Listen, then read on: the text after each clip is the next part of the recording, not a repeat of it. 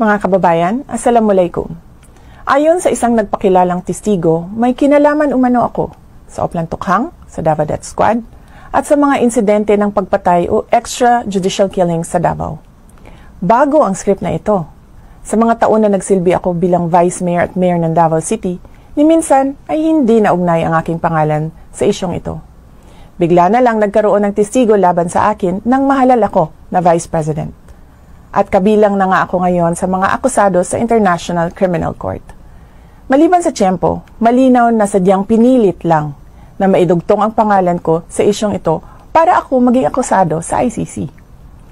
Ang pagpupumilit ng ICC na pakialaman ang ating hudikatura ay panghihimasok sa ating soberanya.